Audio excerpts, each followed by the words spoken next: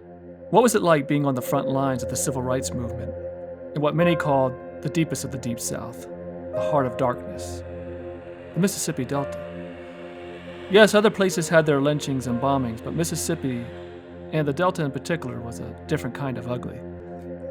Luvaghn Brown is a regular contributor to this show, a freedom rider and civil rights activist, and a major part of the film, The Uncomfortable Truth. We don't get to hear a lot of Luvaghn's story in the film, but on this episode, we're going to dive into one, the night the Klan came a-calling. This is Loki Mulholland, and it's time to get uncomfortable. Well, hello, Luvagn. How are you doing? Hello, Loki. I'm doing good. Good. Little wobbly, but basically good. You're old, so you know. Yeah, Something like that. that too.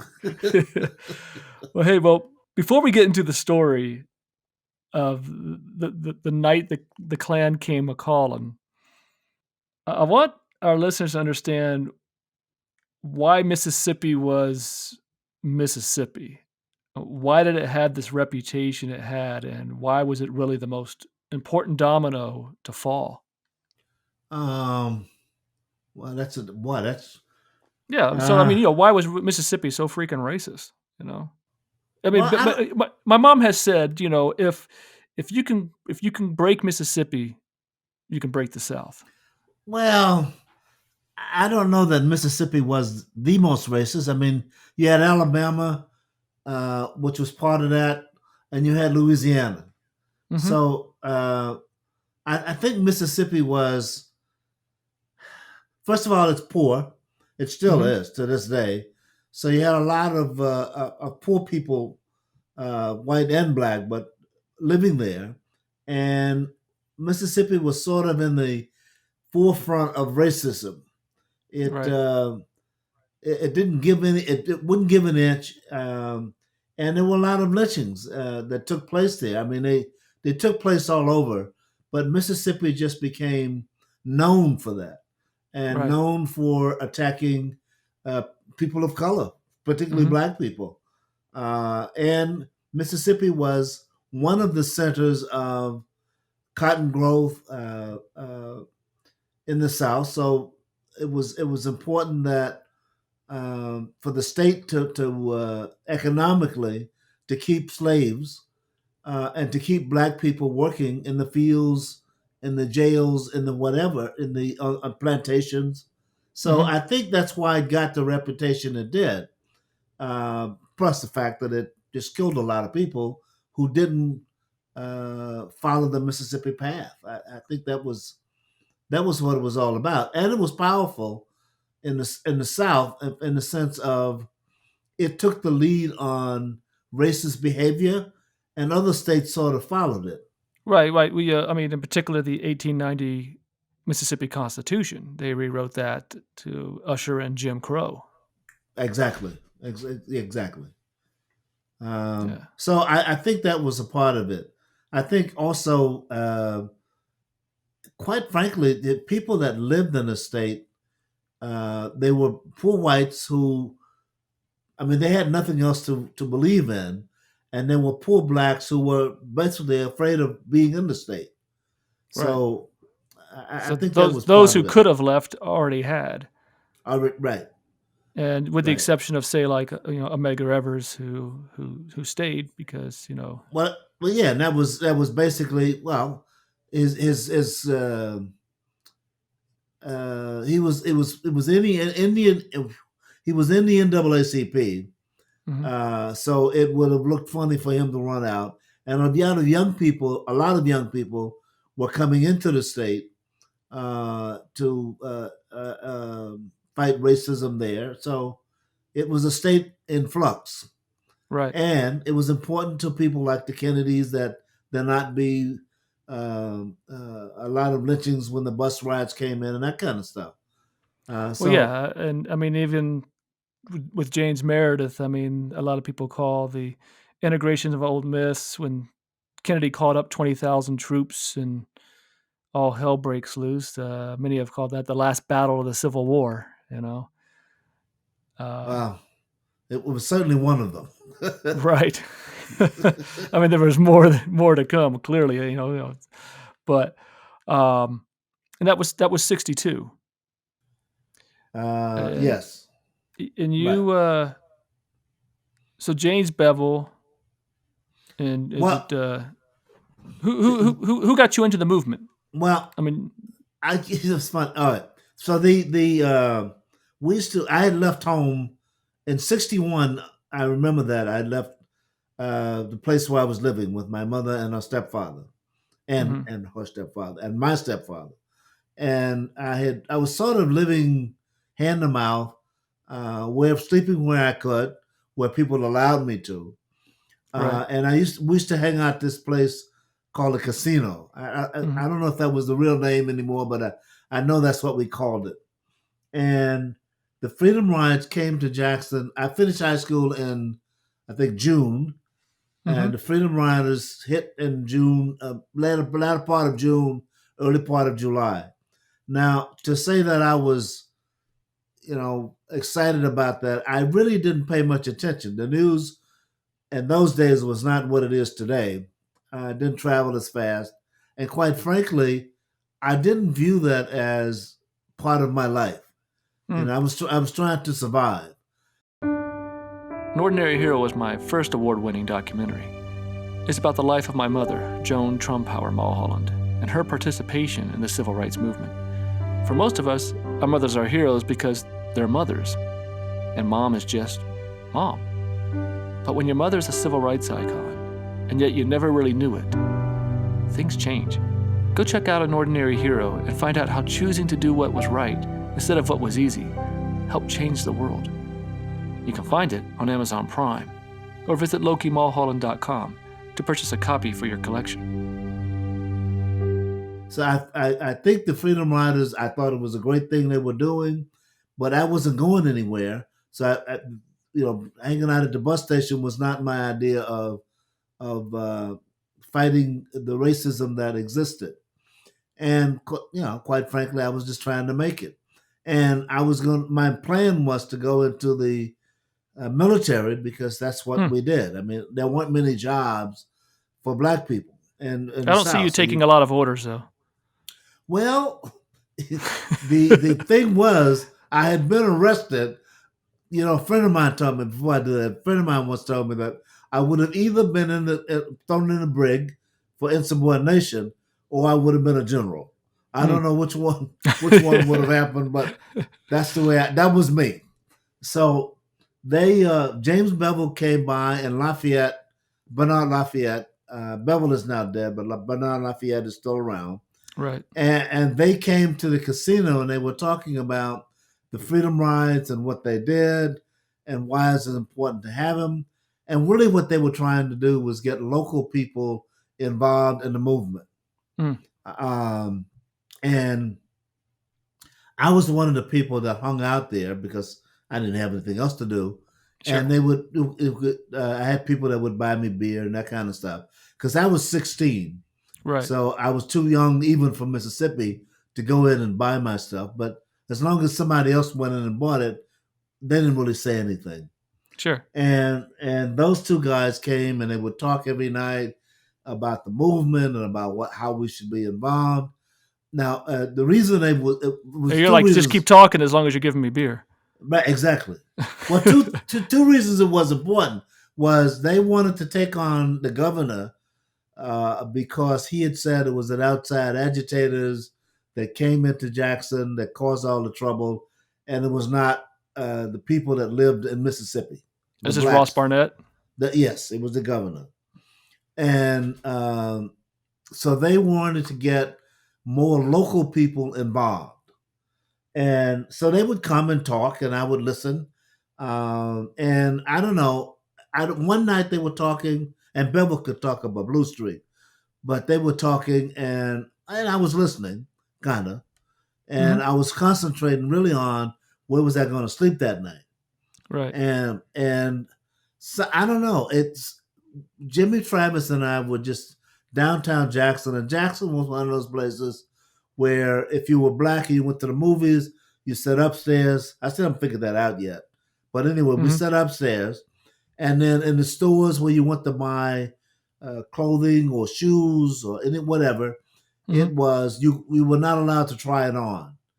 So you would go in and buy stuff on Capitol Street in Jackson, and but you weren't allowed to try it on. So you would get home and it would be fixed up, or the shoes would have to have something in them so they would fit. So it was just a horrible place to be.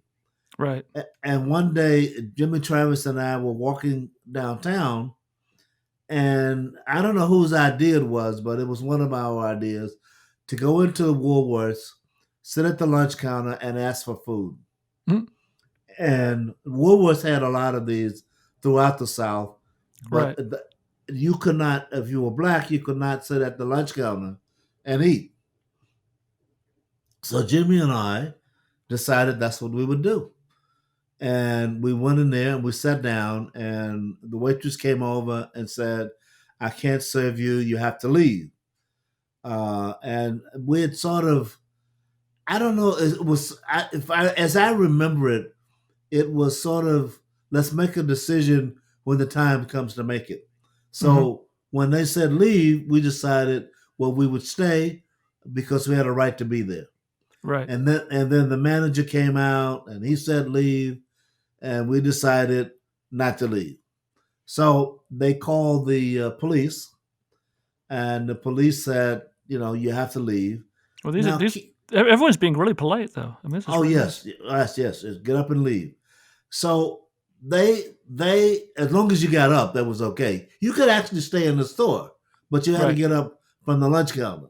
Right. And the police came, asked us to leave, told us to get up and leave the counter, and we refused to do so. So we got arrested, Mm. and that was the first arrest.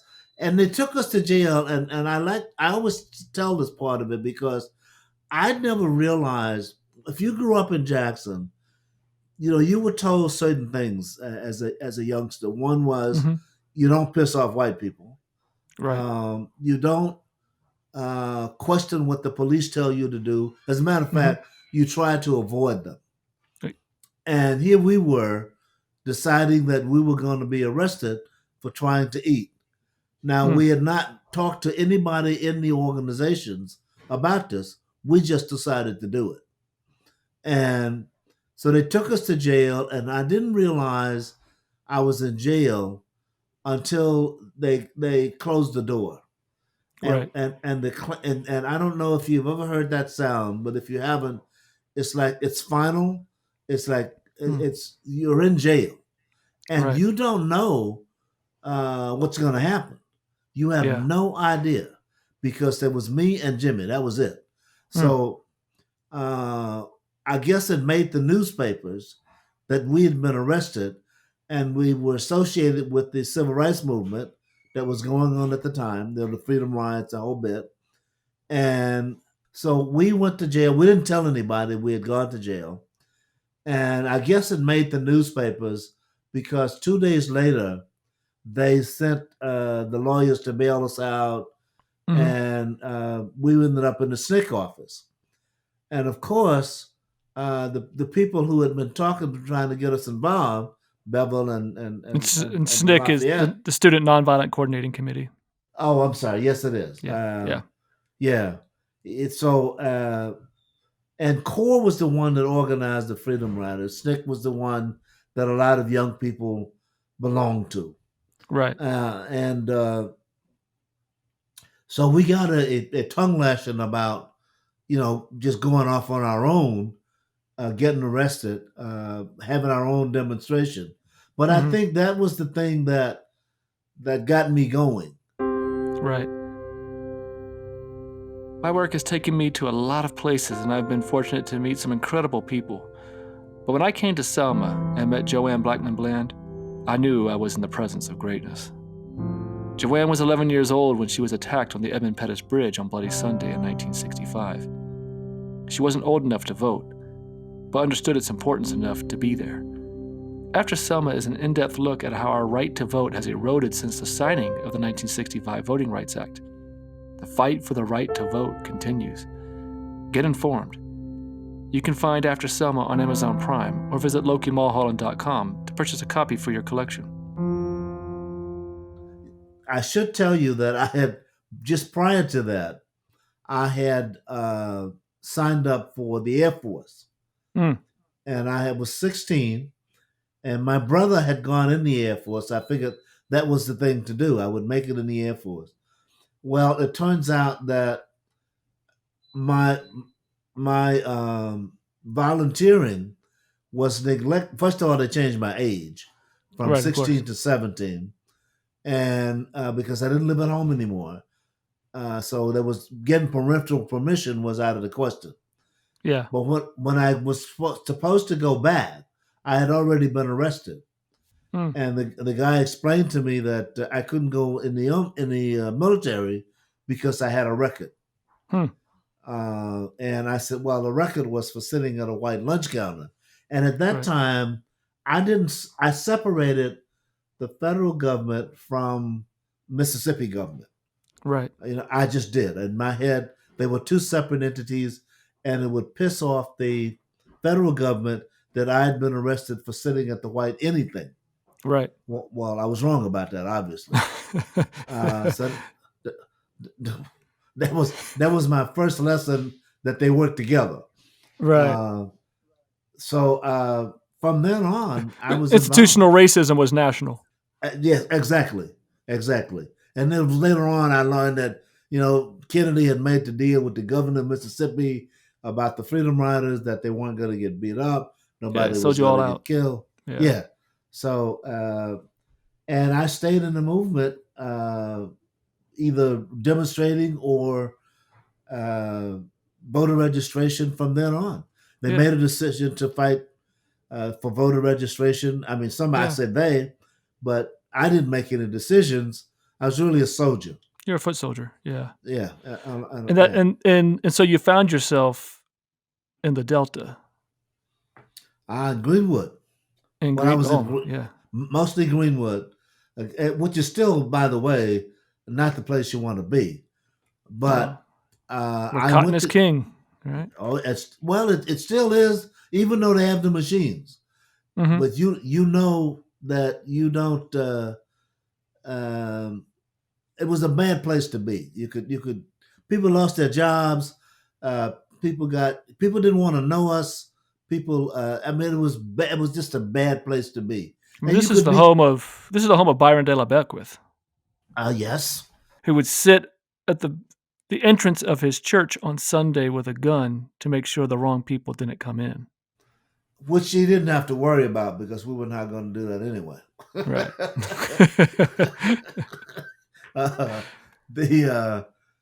But it was that was a place that we were. I don't know that we were almost killed, but we certainly would have been beat up quite a bit. And there were three of us there. There was myself, Lance Guillot was there, Sam Block was there.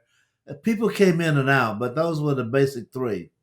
Right. And so this was like a SNCC office in Greenwood? It was SNCC, the NAACP. It was Guillot and I were both with SNCC. Sam, I think, started out with the NAACP. Mm-hmm. But I don't remember that Sam joined SNCC or not. But I know he was the guy we went to work with. And both Guillot and I were with SNCC. And Sam needed help, and we showed up to help him out. And we had to be there during the day because the rule was that the people had to see you because everybody was afraid. Right. We had to show that we were not. Right. And one of I don't know who, I forget, but I don't know, somebody had the courage to rent us an office on the second floor of their building. Mm-hmm. And they had downstairs was either bar or cleaners. I don't remember which. And there was one entrance to the building. Right. So that's where we set up, and we would go out every day and try to get people to vote. Mm-hmm. And everybody wonders why they don't vote. Well, they had the poll tax, and $2 doesn't sound like a lot of money, but it was a lot of money. Plus, they had the literacy test, which almost nobody could pass. Yeah, lawyers couldn't pass it. Yeah, interpret part of the because Mississippi Constitution, right? Mr. Tip, that was the literacy test, and so we had three things. We had to get people there, which they didn't want to do because white people didn't want black people to vote. Hmm. Uh, we had to pay the poll tax, and we had to try to get them to pass the literacy test. And we used to have classes on that. Right.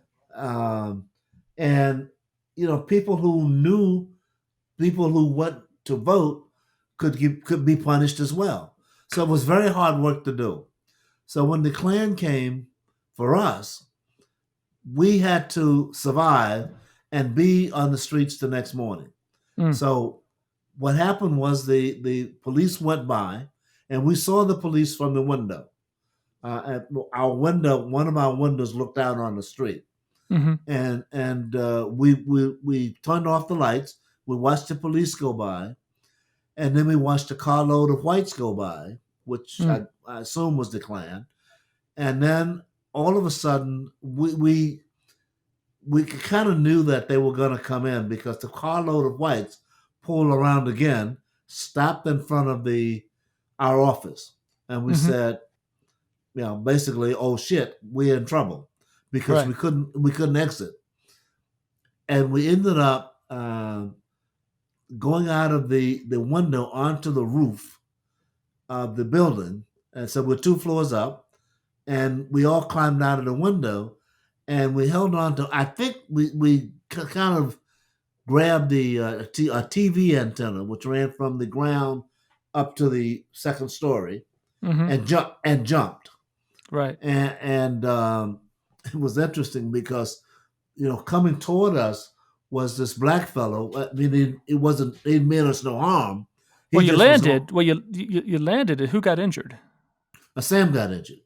Sam hurt his ankle. Right. I did not get injured. And the question was, so I mean, Sam could run on it, but he hurt his ankle. Hmm. And the thing that we were trying to decide as we approached this fellow was not who is it, but how do we knock him down? Who's going to do that? Because in the Delta, or actually anywhere in Mississippi, there was always people who would tell where you were, who went where. So we didn't want anyone to see where we went. Right. So one of us, and I There's don't a, know. To this day, there's I don't always a know who. snitch. There's We always a not, snitch. there's always, always. So and it's because they get money for it, or they get threatened. I mean, I don't know why, but you don't know the reason, but there's a snitch.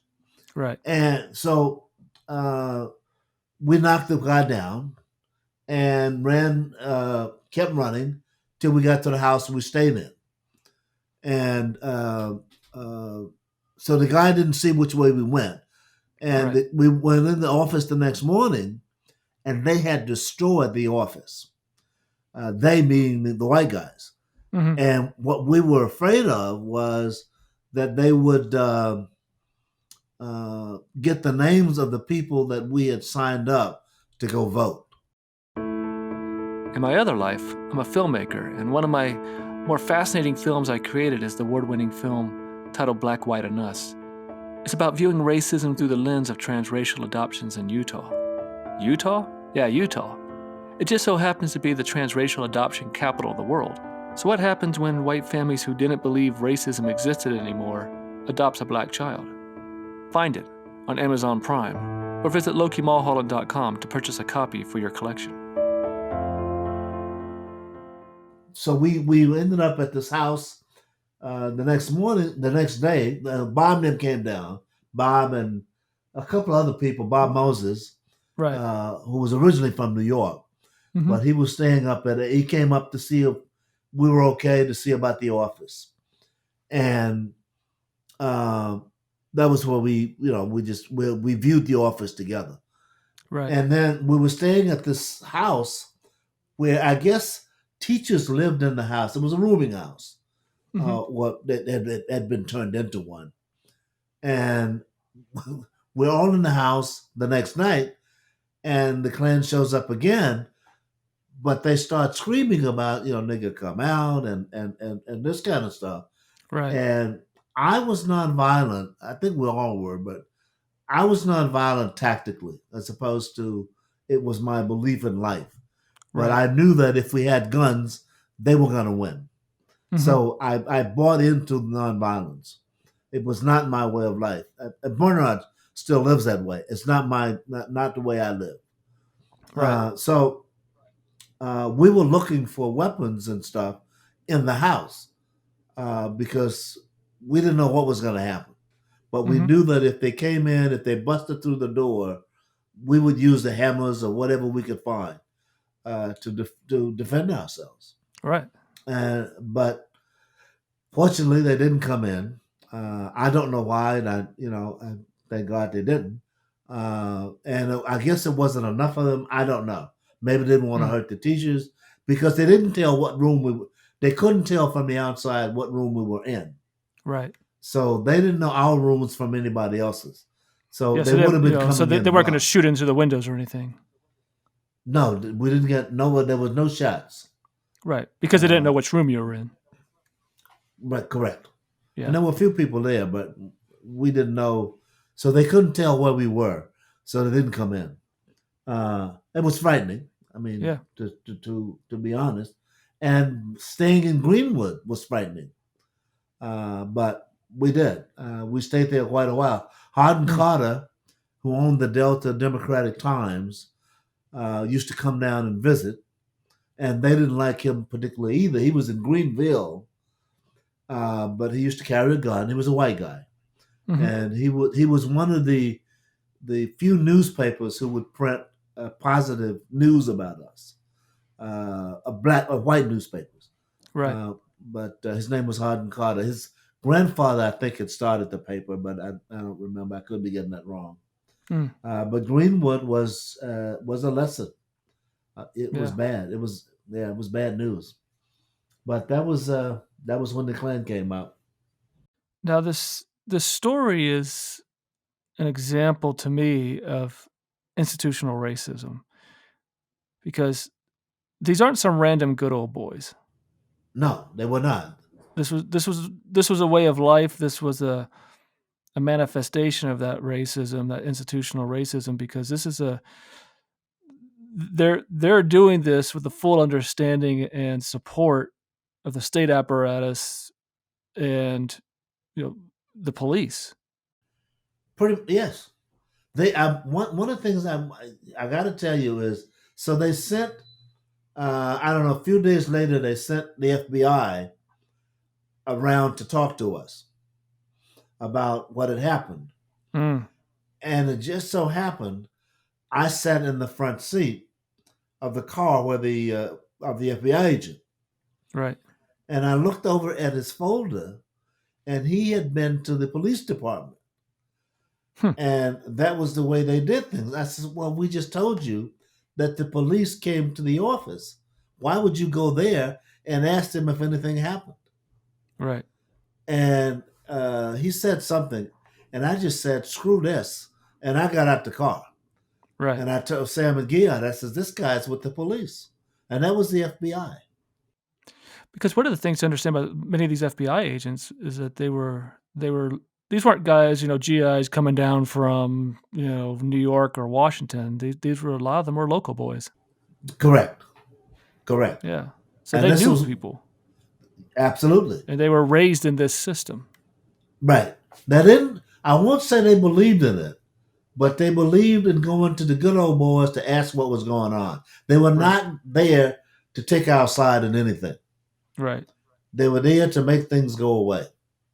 Mm, And it wasn't until they started sending people from Washington or from the North or wherever that things changed.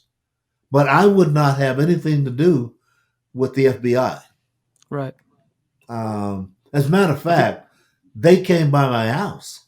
And mm, when I moved to New York, they actually came by the house to talk to me about what had happened when they came to Mississippi, and I still refused to talk to them. I was somewhat of yeah. a rebel. I suppose I should have, but I didn't because it was then. that it was cemented in my mind that there was no difference. Now it Right. turns out I was wrong, but there were people who John Doe and people like that who Yeah, came yeah. down later. But at that time in my life, I didn't think there was any difference. Want a great way to help a worthy organization and educate children about the civil rights movement? Visit our foundation, the Joan Trumpauer Mulholland Foundation, at thejtmfoundation.org. That's thejtmfoundation.org. thefoundation.org. We are a 501c3 established to help end racism through education. A $5 monthly recurring donation will provide curriculum for 30 students. As my mother used to say, I can't do everything, but I can do something, because doing nothing is not an option. If you have wanted to help in this cause but didn't know how, now you can. The Joan Trumpauer Mulholland Foundation at thejtmfoundation.org. I think the saying goes, if you don't remember where you were in the civil rights movement, just ask the FBI. They can tell you. Oh yes, oh yes. One of my classmates actually joined them. Hmm. Uh, so it was actually, I have to tell you that uh, when I go to schools and stuff, I talk about this, but this is the first time in a long time that I've relived the feelings of having been there. But Hmm. because somebody said at one of the SNCC meetings that it was like being at war, and Right. it was like being in war. You didn't feel it at the time, but later on you did. Uh, because you didn't know from one minute to the next what was going to happen to you. Yeah. Yet you did it. You stayed there. And but normally it was what I did because that's what I was supposed to do. That's what Right. I was born to do. Right. Yeah. Hmm. Well, I appreciate that, Luvaghn. Thanks for sharing the story. And, well, I'm glad you made it out the window. Okay. Yeah, I tell you, Yeah. it was. We didn't have any choice. It was the front No. door or the back, and the back was the window. Yeah. So, Yeah. You don't want to find out what was going to happen because you guys already knew probably what the outcome was going to be. oh, we did. Yeah, they didn't. When those guys, we heard them coming up the steps. We knew. Uh, I don't know how many there were. I didn't care. I knew there was one car full. There might have been two, and I knew the police were in on it. Mm-hmm. So anything that happened that night would not have been reported. And I think by then, I know they were killed later, but the two kids from New York, Mm-hmm. Goodman and Swinner, and the guy from Mississippi, when they Right, were Cheney. lynched in Mississippi, yeah, Yeah. and they had lynched Emmett Till when I was 10. I'm only 16. Yeah. So I knew, growing up in the South, you knew what could happen to you. Right. And that was one of the lessons that we tried to teach people that came from the North. Mm-hmm. Even though they were in the movement, they didn't understand that a lot of people got killed Right. and that there was still a lot of fear in this and even though you were in the movement, you knew and you lived with that fear. And it was Mm. very difficult for us to explain to people who didn't live there, who only wanted to be, and I put this in quotes, right, Mm-hmm. because they were demonstrating and they were right. And we kept trying to tell them, I understand that, and we're right with you, but you got to be careful because if they catch you by yourself, they will kill you. Yeah. Uh, it was one of the fights that went on in the movement that never made it uh, to the press or anything, but it went on Mm. because those of us who were from Mississippi or from Alabama, we tried to explain to people constantly that yes, we understood everything that they said, or Tennessee for that matter. People Right. that came from places where black people didn't get lynched all the time. Right. Uh, uh, just couldn't understand why people were reluctant to fight, Yeah. why people were reluctant to vote, why people were, because things could happen, Yeah. Because especially in a things place like Greenwood. and things did happen. Of Yeah. course they did. Of course they did. Thank you again for listening. Make sure you head to my Patreon page at patreon.com/LokiMulholland. Show a little love if you can, and get access to even more content. Until next time, don't be afraid to get uncomfortable.